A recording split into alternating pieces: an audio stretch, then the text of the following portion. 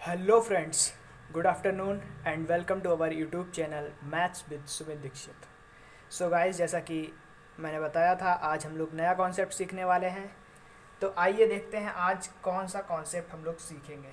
Okay guys, सो यहाँ पे मैंने कुछ लिख रखा है आपके लिए।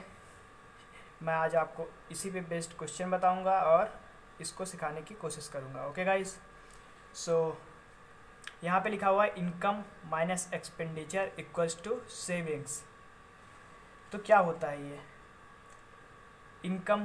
किसी बंदे की इनकम और उसका खर्चा, मतलब जो इनकम हुई है उसकी, उसमें से अगर हम खर्चा निकालेंगे तो जो बचेगा वो हमारी सेविंग्स होगी, राइट? ऐसा ही तो होता है, या ऐसा होता है इनकम में से सेविंग्स निकाल दो तो एक्सपेंडिचर हमारा बचेगा। बिल्कुल सही बात है, ये वाली बात भी सही है। अगर इनकम में से सेविंग्स निकालेंगे तो हमारा एक्सपेंडिचर आ जाएगा।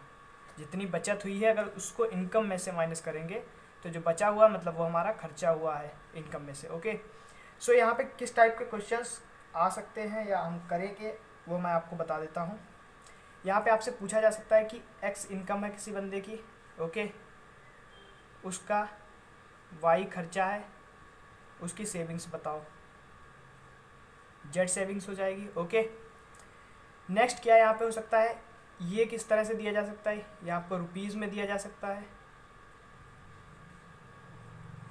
रुपीज़ में, अगर रुपीज़ में दिया तो आप डायरेक्ट माइनस करके निकाल सकते हैं। ओके, अगर ये परसेंटेज में दिया हुआ है, ये एक परसेंटेज में दे देंगे, ये रुपीज़ में दे देंगे, पूछेंगे ये क्या है।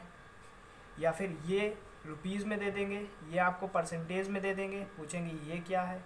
या फिर आपको ये दे देंगे और ये पूछ लेंगे कि ये बताओ क्या है, और ये वाला दे देंगे। ये परसेंटेज, रुपीज़ किसी में भी फॉर्म में दे सकते हैं। ओके गाइस, सो इसको सीखने की कोशिश करेंगे और आज मैं आपको एक और नया कॉन्सेप्ट बताऊंगा अगर टाइम मिलेगा तो। वीडियो को ज़्यादा लंबा नहीं करेंगे, छोटा वीडियो बनाएंगे, लेकिन कुछ सीखने की कोशिश करेंगे। ओके गाइस, सो आइए इस कॉन्सेप्ट पे बेस्ड कुछ क्वेश्चन करने की कोशिश करते हैं। सो गाइस, क्वेश्चन आपके सामने आ चुका है और इसको सिखाने की कोशिश करता हूँ मैं। ओके, सो लिखा हुआ है यहाँ पे, a person who spends 66.2/3% of his income is able to save ₹1200 per month. His monthly expenses is. Okay, तो मतलब मुझे दिया हुआ है कि एक बंदा है कोई जो अपनी इनकम का स्पेंड कितना करता है, 66.2/3% करता है। ओके, और 1200 रुपये बचाता है एक महीने में। मुझे निकालना है कि एक महीने में उसके जो खर्चे हैं वो कितने हैं। ओके, तो यहाँ पे इम्पॉर्टेंट चीज़ पहले ये सीख लेते हैं। 66.2/3% क्या होता है? रिमेंबर, 66.2/3% क्या होता है, इसकी वैल्यू क्या होती है? फ्रैक्शन में इसको क्या लिख सकते हैं हम? इसको फ्रैक्शन में मैं लिख सकता हूँ 2/3, मैंने बताया है पहले भी। ओके, 66 2/3% इक्वल्स टू होता है 2/3। ये यहाँ पे लिख दूंगा मैं 2/3। आज फॉन्ट सही है, आज मैंने कुछ बड़ा लिखा हुआ है जिससे कि देखने में किसी को दिक्कत ना हो। ओके, सो यहाँ पे दिया हुआ है 2/3। 2/3 का मतलब है कि वो 66 2/3 स्पेंड करता है, मतलब टोटल 3 है वो 2 स्पेंड करता है। ओके, 2 स्पेंड करता है, बचाता कितना है, 1200 बचाता है। तो 3 पे अगर वो 2 खर्च कर देता है तो कितना बचेगा, 1 बचेगा, राइट? 3 पे 2 खर्च करता है तो कितना बचेगा, 3 माइनस 2, 1 बचा। इस एक यूनिट की वैल्यू क्या दी हुई है, एक यूनिट की वैल्यू 1200 दी हुई है। एम आई राइट? 1200 दी हुई है, हमें निकालना क्या है, हिज मंथली एक्सपेंसेस। एक्सपेंसेस कितने हैं, 2x करता है, ये 2 स्पेंड करता है। ओके, इसको s लिख देता हूँ मैं। ये इनकम है, I for income, E for expenditure and S for savings. Okay, so यहाँ पे 1200 आ गया है हमारा। हमें निकालना है एक्सपेंसेस। एक्सपेंसेस में 2 एक्सपेंस करता है तो एक की वैल्यू 1200 है, तो 2 की वैल्यू कितनी आएगी, 1200 इंटू 2, 2400 रुपीज़। ये उसका आ जाएगा खर्चा जो भी वो करता था। यहाँ पे जो परसेंटेज में दिया हुआ है वो मैंने निकाल लिया है रुपयों में कि कितना रुपए खर्चा आया है। ओके, ये आया 2400 रुपीज़। आइए इस कॉन्सेप्ट को और ज़्यादा क्लियर करने के लिए अगला क्वेश्चन देखते हैं। सो गाइज अगला क्वेश्चन दिया हुआ है यहाँ पे, a man spends 12.2% salary on items of daily use and 30% of the remainder on house rent.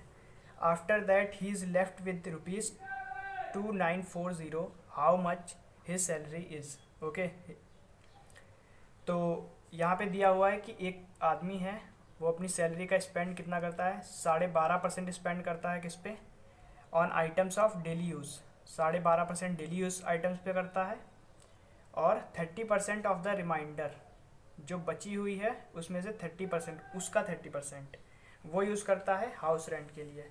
तो उसके बाद क्या बचता है, उसके बाद में बचता है उसके पास 2940, इतने रुपए बचते हैं। ठीक है, 2940 रुपये ये बचते हैं उसके पास।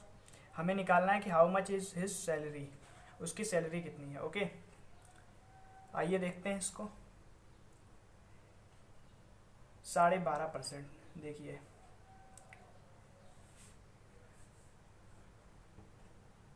ये दिया हुआ है मैं 12.5%। ओके, 12.5% सैलरी इसने क्या की है, आइटम्स ऑफ डेली यूज़ यहाँ पे खर्च दी है। ठीक है, टोटल कितना होता है हमारे पास, टोटल जो मनी होता है जो हमारे पास में होता है वो कितना होता है, वो 100% होता है। राइट, 100% में से कितना खर्च दिया उसने, 12.5%। 12.5% कितना होगा, 12 2 24, 25/2, यानी कि 12.5 हो जाएगा ये। या तो इसको इस तरह से निकाल सकते हैं। ठीक है, ये आ जाएगा यहाँ पे 5 आ जाएगा, उसके बाद में आ जाएगा 7, और यहाँ पे कितना आ जाएगा 8। 87.5% ये बचा उसके पास। ठीक है, 87.5% बचा है। जब इसको परसेंट मत लगाओ क्योंकि 100 पर ही है, तो 87.5 हो जाएगा। ओके, अब 87.5% का 30%, मतलब इसमें से माइनस नहीं होगा क्योंकि वो इसका भी 30% होगा जो वो रेंट पे देता है। तो 87.5% का 30% अगर वो रेंट पे देता है तो 87.5% का जो बचेगा वो कितना होगा, 70% होगा, 70% ही होगा। ओके, तो 70% जो बचा हुआ है वो 70% है इसका, वो है कितना, वो एक्चुअल अमाउंट हमारे पास 2940 है, 2940 है। ओके, अभी आ गया है 2940, इसको कर सकते हैं, यहाँ से पॉइंट हटा लेते हैं, ये वाला 0 यहाँ से हटा देंगे। ओके, ये आएगा 7 से चला जाएगा, यहाँ पे डिवाइड हो जाएगा ये पूरा। ठीक है, ये आएगा 7 चौको 28, 14, यहाँ पे 0 आ जाएगा। ओके, फिर क्या आएगा, हमें वैल्यू किसकी निकालनी है, 100 की वैल्यू निकालनी है। ओके, तो यहाँ पे मैं लिख देता हूँ 42, इसको पहले 5 से डिवाइड करके एक बार और देख लेते हैं। 5 आ जाएगा यहाँ पे, और 5 सत्ते 35, और 55 25 आ जाएगा, और इसको 5 से करेंगे तो कितना आएगा, 5 8 जा 40, और यहाँ पे 84 आ जाएगा। ओके, तो अब इसको कैसे कर सकते हैं, अब मैं इसको लिखता हूँ यहाँ पे 84 100, ये इधर चला जाएगा, ये अपॉन में आ जाएगा 175। ये वैल्यू किसकी आएगी, 1 की वैल्यू आएगी। ओके, 100 की निकालनी है तो 100, यहाँ पे 100 कर देंगे। ओके, ये आएगा 25 सत्ते 175, 25 चौको 100, और 7 से जाएगा 12 बार। ओके, ये आएगा 1200 आएगा, ये कितना आ जाएगा, ये आएगा 4800 रुपीज़, ये उसकी सैलरी हो जाएगी। ओके गाइज, सो उम्मीद करता हूँ ये क्वेश्चन आपको समझ में आया होगा। अगले क्वेश्चन की तरफ बढ़ते हैं हम लोग। सो गाइज, क्वेश्चन आपके सामने आ गया है और इस क्वेश्चन को सिखाने की कोशिश करता हूँ मैं। ओके, सो लिखा हुआ है यहाँ पे, if the total monthly income of 16,000, sorry यहाँ पे लिखा हुआ है 16 persons is 80,800 and income of one of them is 120% of the average income, then his income is okay. सो इस क्वेश्चन को कैसे करेंगे ये सीखने की कोशिश करते हैं. ओके यहाँ पे लिखा हुआ है 16 पर्सन्स की इनकम दी हुई है मुझे टोटल. यहाँ पे लिखता हूँ इसको, ये दिया हुआ है टोटल 16 लोग हैं. इनकी इनकम कितनी दी हुई है, इनकी इनकम है 16 लोगों की दी हुई है 80,800. ओके यहाँ पे लेकिन बोला गया है कि income of one of them, जो उनमें से एक है उसकी जो इनकम है 120% है किसकी, एवरेज इनकम की. तो हमें क्या चाहिए रहेगा अब हमें ये चाहिए कि मैं पहले निकालूं एवरेज इनकम. तो एवरेज इनकम निकालने के लिए क्या करते हैं, टोटल यहाँ पे जो होता है और अपॉन में ये वाला. ठीक है, तो एवरेज इनकम निकाल लेते हैं यहाँ पे.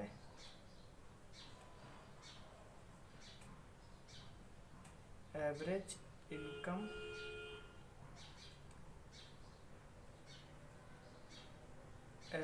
इनकम कितनी आ जाएगी 80, यहाँ पे 800 अपॉन में 16 से कितने बार जाएगा, 5 बार जाएगा. 16 पंचे 80 और फिर 8 में नहीं जाएगा, 0 बढ़ाएंगे फिर से जाएगा. ओके ये आ गया. ये इनकम कितनी आ गई, एवरेज इनकम हमारी आ गई है 50. ओके सो यहाँ पे दिया 120%. अब इसका 120% हमें निकालना है. ठीक है, तो इसका 120% कैसे निकालेंगे, यहाँ पे लिखेंगे 50 और यहाँ पे 120% ऑफ 120% इसका निकालना है. ओके 100 नीचे लिखेंगे, एक जीरो से एक जीरो गया, दूसरे जीरो से दूसरा जीरो गया. अब यहाँ पे कितना आएगा, 12 पंचे 60 और जीरो की जगह पे यहाँ पे 6 आ जाएगा. फिर से 12 से 5 को करेंगे तो कितना आएगा, 60 आ जाएगा. ये उसकी इनकम आ जाएगी. ओके सो उम्मीद करता हूँ ये क्वेश्चन भी आपको समझ में आया होगा. और बढ़ते हैं अगले क्वेश्चन की तरफ. तो गाइस क्वेश्चन यहाँ पे दिया हुआ है, Ram salary is 20% more than that of Kashyap if Ram saves ₹720 which is 4% of his salary, then Kashyap salary is. Okay so हमें क्या निकालना है, हमें निकालना है कश्यप की सैलरी कितनी है. राम की सैलरी 20% ज़्यादा है किससे, कश्यप से. और जो राम है वो सेव कितने बचाता, कितने हैं 720 रुपीज़ बचाता है, जो कि 4% है इसकी सैलरी के, राम की. ओके तो कैसे इसको सॉल्व करेंगे देखते हैं.